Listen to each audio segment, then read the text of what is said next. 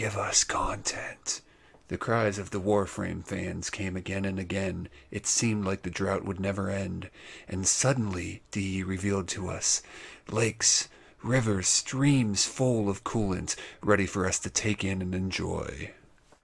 Welcome, ladies and gentlemen, to JB Subtle Gaming, where we're going to check out the huge content drop, the big update of the open world of Fortuna. Warframe fans have been looking for a big content drop for a while, and the main reason we haven't had one is probably Dee's been working on this, and this is really big. So what we're going to do real quick is we're going to talk about the different people you can talk to in Fortuna. When you start here, you're going to have this kind of quest to go through. It's not going to take too long. It's several missions. You're going to get your K drive at the end of it, which is basically like your hoverboard, and it'll introduce you to some of the characters and whatnot. Now, actually, before we talk to any of the people, let's talk about free stuff. Now, there are some codes. Now, hopefully you watch this video early, because hopefully this video will get up on the 11th, and these are only valid to the 12th, I believe. I'm not sure about the console one. It might not be available until it drops on console. That one I'm not sure about. So it's either going to end soon or it hasn't started yet. I'm not sure. But the codes you want to worry about, for PC only, Terminal Big Flip, all one word. That will get you a cosmetic for your K drive, I believe. The big one now on both console and PC that you're going to use is Solaris United, all one word. And in case you're wondering, you can go to the market on your lander, and then there's a thing in the bottom right that says redeem code. You can just go ahead and type that in there. And last but not least, the console only code, EARSON, EARSON. So those are the three codes that you're going to want to enter to get free stuff. The Solaris United is the big one, I believe. It includes several different things, including 19, which I need, because 19 to build Vauban Prime? Come on. Anyways. So let's talk about the different people here. Unico is the main person that you're going to want to talk to. This is kind of like Kanzu and Cetus, where you're going to be able to increase your standing and things like that, and take bounties. Now, the main thing that, at least so far, I've been using to increase my level here with them are these debt bonds. So there are different types of debt bonds. You can get them a couple of different ways. One of the ways you can get them is from bounties. You can see here, this one has a chance to drop trading debt bonds. This one, shelter. This one, medical. They all have a different common drop where you can get a certain type of debt bond. If you're not getting enough of the one you need, especially when you want to go up to level 1, you've got your 5,000 standing, you don't have enough of those, you can go to fast travel and then go to ticker. This is self-explanatory. We don't need to go there. Basically, there'll be people that have debts that you will pay off with credits, and sometimes just credits, sometimes credits and resources. Some of the resources, like Oxium, things like that, some of them will be parts you get from like dismantling fish from Cetus, or not from Cetus, from Fortuna, stuff like that. So that's how that works. And if you want to get a level up and you are not able to do it, and you don't want to keep running the same bounty over and over again, go ahead and check out Ticker and see if you can pay off somebody's debt in order to get there. I did have to farm because he didn't have any medical debts. I did have to farm this last night a bunch of times. And it was funny because I kept getting a bunch of the Garuda parts and not the medical debt bonds, which is the common drop. Now, if you want to get Garuda, these three missions, this is how you get the the first part, second part, third part. These first three missions have them as uncommon drops. None of them are rare drops, thankfully, so we're not running into the issue we ran into with Revenant. So keep running these bounties. You'll get a reward at each stage of the bounty, and hopefully you'll be able to get all those. Now, in order to build Garuda, however, you are going to need to, if you don't want to pay plat, you are going to need to get all the way up to the second to highest level, because some of the resources you need to build Garuda include something where you need to refine one of the gems, and the blueprints you can only get when you are the level of Cove. So that's basically how those are going to work. And let's go ahead and walk around and talk to some of the different people that we have available here. So a lot of these are going to be similar to Cetus. They're going to have a counterpart that is similar to that. This one is a little bit different. Legs is going to allow you to build a MOA companion. So it's going to work similar to the way that Zaws work in Cetus, or the kit guns here in Fortuna. Basically, you're going to buy different components, and then you can combine them to do different things. And you can, even if you don't own the components, you can preview to see what the stats of the MOA is going to be.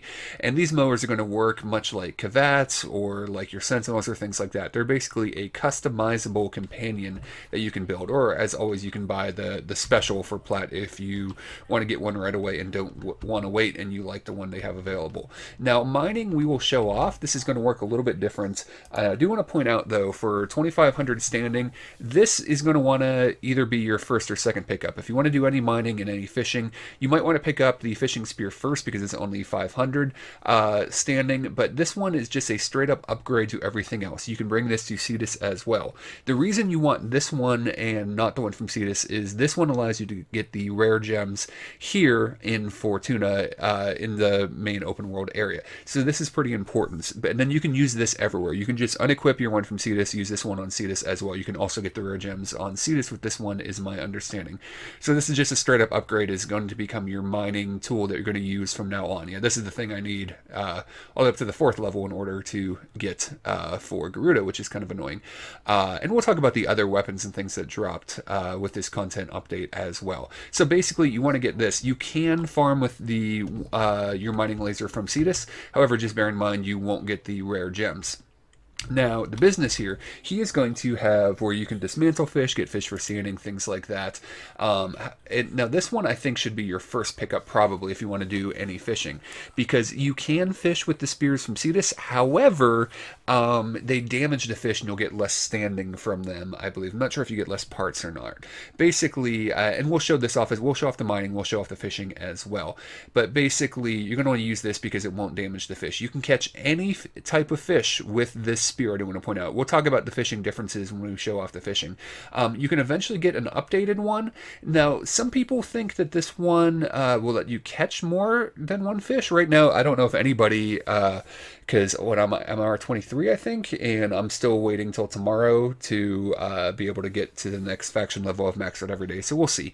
But I think this might just stun nearby fish, and then they're easier to catch after you catch one. Some people think it'll bring in more than one, but you can catch any fish with this spear. Now, the other thing this guy has is a trank gun and then lures. We'll show this off as well, but the reason not only for standing that you might want to help tag these endangered species, if you will, is you can then trade in tags for floofs, the new end game. So I've only done this a couple of times.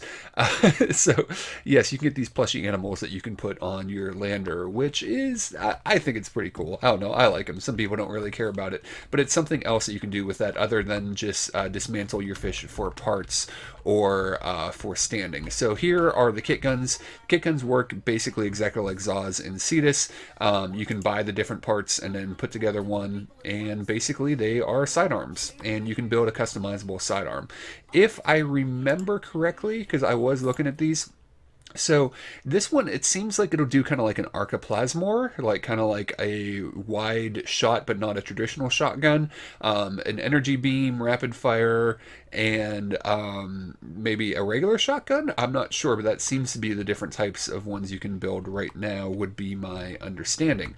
Alright, so that's most of the stuff that we need to check out here. There is one more thing though, in case you want to check out the K drives, you think they're pretty cool.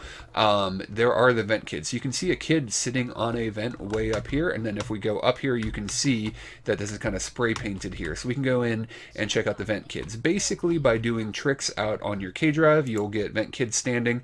So we've gone up one level with them so far. I haven't really done too much of this, but also with them, you can get mods and things like that, and you can build a K drive. So right now you start with a basic K drive. You'll get it once you complete the tutorial mission, but once you build your own, then you can level it up and put mods in and things like that. I have not done that. I haven't really played around with the K drive tricks all that much. There is someone else you can talk to here, Little Duck, in case you're wondering, and she is back in the back room all the way back here. So this is kind of similar. So we go to the main person, and then here is the enter back room. It doesn't really show up very obviously, kind of like where you had to go into operator form to find the quills. I didn't know about the quills for a long time when I was playing this game, actually. But basically, she seems to be, she was in one of the Warframe comics. We just fell off the map. I didn't even know you could do that. Which I haven't read, but basically she will allow you to do stuff eventually. She will have the cosmetics for your operator. You do have to be in operator form to look at them. kind of like you need to be in operator form to go talk to the quills.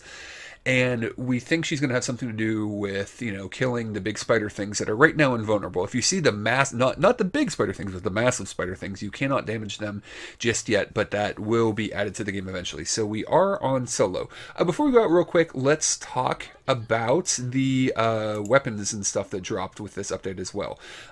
So here we have, this is the weapon that you can build right away. The blueprint is available on the market. It's not too difficult to build. It is a crossbow, so it works a little bit like a bow. You don't have to charge it up. It's a powerful single shot. However, much like the Pandero, it has an alt fire that fires off the rest of the shots in its clip rapidly, which is pretty cool. There is also a melee, a secondary, and a primary weapon that you need to research if you have a clan in the energy lab of the dojo. The melee weapon I don't really know much about. We're just about to complete that, I think, whenever the 3 days are up. The secondary, when you kill an enemy with it, then it sends off a tendril to nearby enemies. Actually, might as well show off mining while we're here, and which is interesting. We'll see how that works. And then the primary is a 3-weapon burst fire, and then when you get a certain number of kills, you get like kind of like a super powerful like opticore shot with it, which I think sounds really interesting. I haven't had a chance to play with them yet because I would need to buy them with plat in order to do that, and I haven't done that. Same with Garuda, who I don't know, some people aren't excited about her. I think she looks interesting. I do want to point out with Garuda, you can have multiple people up on her too, on her thing that heals. So you can get a lot of self-sustain, damage yourself to get energy, and then have multiple of those spikes to heal you. So just a little tidbit for you. All right, so mining works a little bit differently than it did before, and I believe it changed on Cetus as well. I haven't tried it out. So when you go to a node, you'll have anywhere between 1 and 3 of these blue spots that you're going to want to heat up with your laser. And then when we do, we're going to aim for this area that's bracketed off here. I believe you want to aim for the middle.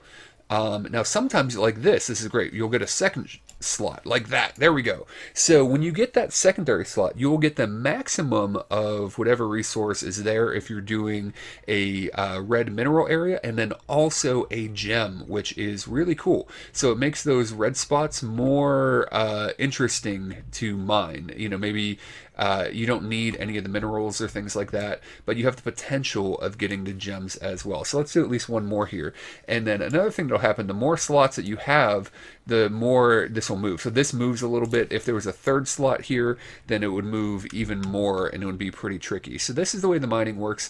And then you also, if you have a blue slot and you get that rare one, you will basically just get what was there, and then a rare gem on top of it, I believe, or just a rare gem. I'm not sure. But basically, that's how you want to get the rare gems, is by hitting that extra special slot. You can see this one's moving a lot more erratically. All right, we managed to get it. So that's the way the mining works. Now, let's go ahead and get out our K drive here.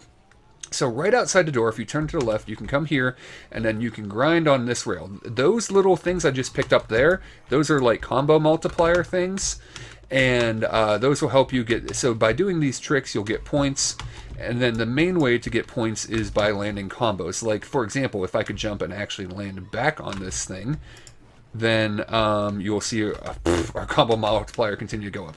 Basically, you can get up to 3,000 points in a combo by doing tricks. Now, those points don't equate 1-to-1 with the event kids. I'm not sure what the ratio is, but this is a decent space for you to go and practice those, try to get that 3,000 point combo. The Pearl has an area that's kind of a circle that you can grind on. There are different areas. There's another area with some massive, like, wider pipes, like oil line pipes, they kind of look like, in order for you to check out. And basically, that's how you get points for the vent kids in order to build and then customize your own K drive, which is pretty cool. Now, as far as the K drives, I'm actually really impressed. They work really well. They are really fun. You can do lots of different tricks. You can play around the whatever your sprint button is will allow you to speed boost. Your slide button will allow you to grind. Your right click, I believe, does the flips. Your left click will do grabs. And if you hold down the jump button, you can charge up a jump. So basically, that's the way the K drive works. Now, am I going to use it a whole lot? Well, maybe.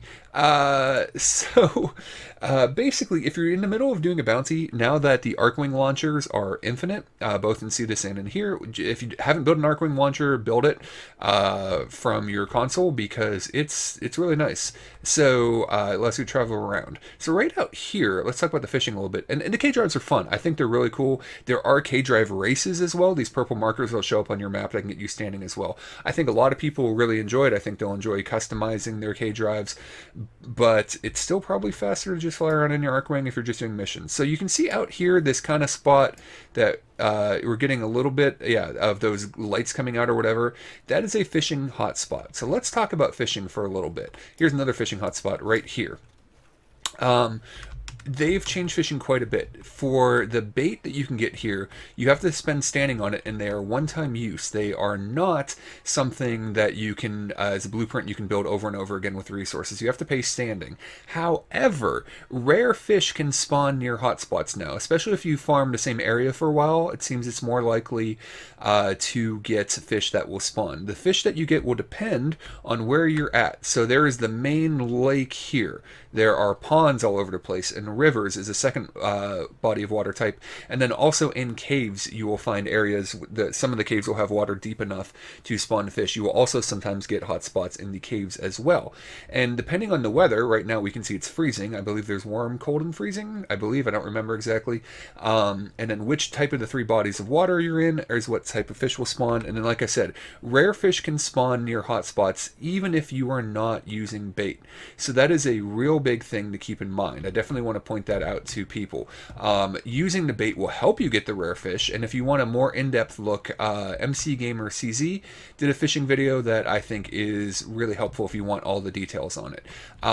So again, you can make it more likely to get certain fish by using bait. You have to make sure you have the right water area and the right temperature and things like that. However, you don't need to. He's caught all the fish but one so far in that video. Now, another thing is if we want to throw in some dye here, the dye from Cetus, you can use that here. There is no like new separate dye you need in order to be able to fish here. So hopefully we'll get some fish to highlight. Last time I was out here, I had some trouble getting them to spawn initially. I might go ahead and put this away for a second. Let's see here. Let's get our guns out, suns out, I guess, and then hopefully get some fish to spawn. Alright, so we finally got a fish to spawn. So let's see here. The main difference here is we are going to throw out our spear, and then we're going to have that little mini game pop up where we want to click again in that red area. So the things work a little bit differently here. These fish, well, because these are coolant rivers, not water, well, ponds, lakes, and rivers, they have these, not normal fish, but these mechanical fish that perform different tasks. We can read down here the task that these fish perform in the bottom right. And then basically they come in three sizes. Basic, Adorned, and Magnificent. It's kind of like small, medium, large, and Cetus. And then based on their size, you get these different points here. I don't know what the points really do because there's only three different sizes, and I think each one of the same size gets the same amount of faction points for. So I don't know what the points really do other than being able to say I got the highest point total. I guess it's kind of like the weight on Cetus. Again, so even though my dye had run out, the dye works from Cetus works here just fine. There is no separate dye you need, and the rare fish will spawn in hotspots. So you can see how that fish was kind of stunned there. I think that's how the second one will work. I think we'll just get a much larger area of effect of a stun, so it's easier to catch fish altogether. So if I spear one and there's another one nearby and it just runs off. So again, you can use the bait in order to help you get the rare fish, but it seems like if you're in the right type of water with the right weather, you can catch even the rare fish as long as you are around a hotspot. So while it's annoying that it now costs standing to buy the bait, you don't need the bait, and specifically you might want to buy one or two if you really specifically need a few of a certain type of fish, but that's really about it, and you can always check the weather down here. So I took a little bit of a break here, so now it is warm. So there's pretty much all you need to know for fishing. So now let's go ahead and equip our trank gun. So when we do this and we check our map here, you can see there are these spots with these animal tracks sort of things. So let's go ahead and check one of those out. Actually, real quick, while I was on our way there, I saw this kind of orange beacon here.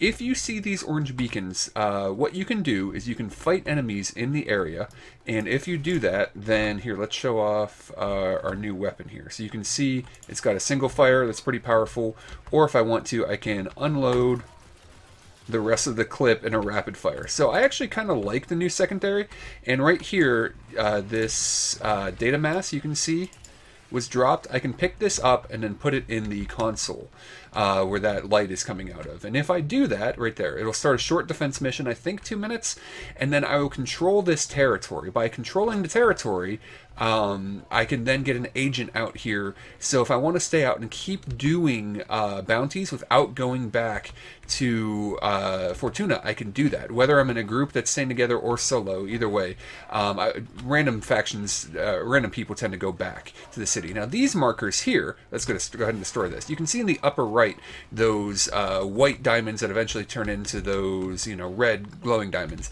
That is our wanted level. It's called something else, but I call it wanted level because of GTA. But basically, the higher that is, the more enemies will spawn, and the tougher enemies will spawn. That can be important because you want that low for a lot of the types of missions, but certain mission types, you can decrease that by destroying those things and leaving combat and stuff like that. But sometimes you want that high. Maybe you have to get a certain amount of credits from enemies or kill a certain number of enemies, or maybe you're farming certain things. I do want to point out too, I'll try to remember, maybe if I remember, I'll put it in the description. There are some items that you need, and actually I'd go ahead and, I'm a big fan of MC Gamer CZ. I believe he also did a video that explained, like, in the spaceport, there's a certain drop you can get from enemies, and then there's 2 other areas at the temple, I think, Temple Prophet, and then one other one, I don't remember which one. There are certain drops you need in order to build Garuda, and they only drop in certain areas, so it's in the patch notes, and also there are videos for that. I don't remember those off the top of my head. Just to let you know if you're looking for those items in order to build Garuda. So let's go ahead and equip this again and see how close. Did we go the wrong way because of that? Yeah. So let's, well, we're not too far off. So basically, in order to do some of the new bounties, there are going to be some different types of bounties that are available. There's one where I believe 5 different excavators drop at one time, and you have to defend them. You may not want them to get destroyed, but at the same time you may want the battery drop, so kind of balancing where you want your wanted level is important. But like I said, there are sometimes you want it high. I do want to point out there are missions where, like let's say you have to stop one of those big unicycle things. If you get one of those missions, don't shoot it.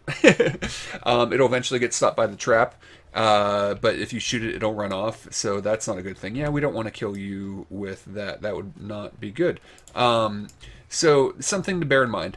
And also in those missions where you stop those big unicycle things and defend them, they seem to drop a rare mod when... Can we, come on, oh, here, switch, oh, there we go, the status must have got it or something. They tend to drop a rare mod, so make sure you pick that up at the end of the mission. And sometimes the mission where you have to collect a certain amount of money and then assassinate a guy, he sometimes drops a rare mod, so make sure you try to collect those. It might drop every time from those unicycle missions. And there's ones where you got to stand by crates and things like that. You probably want the enemy level low for that, because if the enemy gets too many crates, they win. Also, there are bonus objectives on bounties now, like that one. Maybe you need to complete it without the enemies collecting any crates. So that's interesting, and I kind of like that. I believe you just get more standing. I don't know if you get more rewards. I think it's just more standing. But you want to complete the bonus objectives if you can. And last but not least, there are missions out there that just say, like, kill a certain number of enemies or a certain type of enemies. There are certain places, like, for example, where is it, the grow site seems to be good for destroying the, like, flying enemies, whatever they're called. I don't know. You'll get used to that. There's no marker, though, show up on your map, because you can destroy them anywhere in the map. You can actually, if you're in a team of 4, split up to different places if you want to do that. Same with collecting credits, although that one is bugged every once in a while. All right, let's, and there is a guy right outside of Fortuna as well that you can get more bounties from if you don't want to go back in and reset everything. You can just keep doing bounties and keep doing bounties, which is pretty cool, a nice quality of life thing. So now that let's go ahead and re-equip our trank here. We have our trank and our lore. So let's go ahead and track the animal. So I'm going to click on it, and then these footprints are going to show up. Now the thing with these footprints is they can make pretty sharp turns, and they can be hard to see in certain types of terrain, especially like the orange terrain. So I definitely suggest making sure you're looking down and just looking for the one in front of the one you're looking at. Sometimes you can see one off in the distance, but if you lose the track, basically stand by the last one you saw, and then, you know, kind of look left and right, because like I said, they can take some pretty sharp turns and they can be difficult to see on terrain. So we're going to go ahead and follow these for a while and then skip ahead until we get to that point. Alright, so now we found a point here. Now this can get a little bit tricky, so we're going to go ahead up to the point, and now we're going to get out our lore here. And whenever we want to use our lore, we basically hold down the mouse button, or, you know, on controller, whatever it is, and then move it around to create different sounds. And when we do that, hopefully, we will get a call that we're supposed to mimic. So so you can see this marker over here. So I'm now going to try to mimic the call. So I'm going to hold it down and then follow. And then hopefully I did well enough that the animal will then come to the site. I highly suggest hiding somewhere a little bit away from the site, and then waiting for the animals to come to you. So the animals will show up eventually, and if they see you, they will run off. So try to find an angle where you don't think they're going to be coming from and kind of wait for them there. Now, I have failed this a couple of times, so we'll just wait. We'll wait. It's all good. What? I swear I saw them for a second, though. Yeah, like through the hill or something. Anyways, so what do I think of Fortuna? There have been a few little bugs, people getting stuck on their boards. Wow, I don't want to make them run away, but I swear I saw him for a second. You know, this thing seems to happen when I'm playing, where it keeps showing up. It's just the top of the screen is like voting on mission and little details like that. But I haven't had the game crash. A lot of people, you know, haven't had issues like that. Okay, there. So are they just really far over this way? Or not in this ravine. Anyways, I can't find these guys. But all that being said, overall, it's been relatively bug-free.